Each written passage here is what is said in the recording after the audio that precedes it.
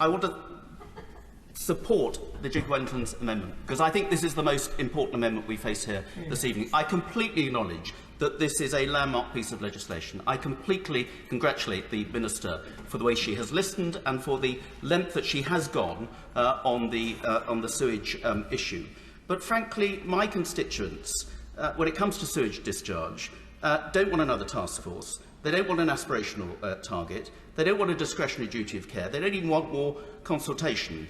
They just want a legally enforceable obligation on our water companies to stop them routinely discharging raw sewage into our rivers and sea. That is the bottom line. And I'm afraid the bill, as it's so framed, does not go far enough, because I'm afraid without this legal obligation, water companies can still cause harm by their sewage discharges.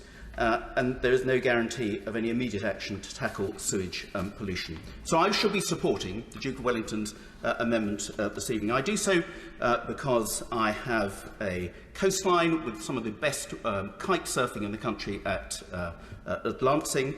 I support Surfers Against Sewage, and as a coastal MP, where constantly we have had so many instances of discharge. And we are served by Southern Water, I'm afraid, who is the worst offender. And although the new management has made great progress from all the illegal cases of discharge that went on, for which they have been handsomely and quite rightly fined, it is still happening too much on a routine basis. And I support the private members' bill brought by my honourable friend for Ludlow, as did the Minister.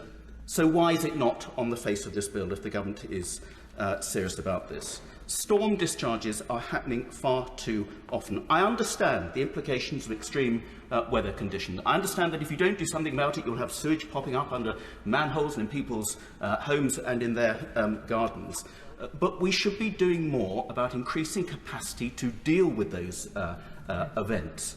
And I'm afraid it's just not happening. And it's not just raw sewage we talk about, it's primary treated sewage, which is still doing a lot of harm as well when it gets out. And this can only get worse, Madam Deputy Speaker, with the huge house building pressures that we have in the South East in particular. The capacity is going to get greater, but the capacity to deal with it, I'm afraid, is not increasing at a commensurate rate.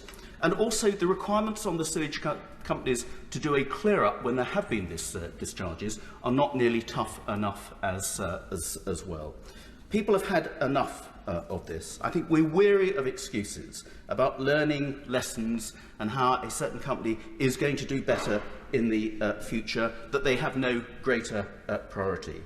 The amendment needs to be sending out a strong message to put water companies on no uncertain notice that enough is enough. There will now be a legally enforceable obligation that they need to do far more, taking all reasonable steps to ensure untreated sewage is not discharged from the storm overflows, proactively demonstrating that they have done that and they've improved the sewage system, and with the government and its agencies bringing all the forces to bear to make sure they do abide by that, and when they don't, they are properly punished. That's the minimum our constituents should expect. That's what the Duke of Wellington amendment actually achieves, I hope. That's what my right honourable friend's private members' bill would have brought in, and I urge the government to think again to do that. Yeah.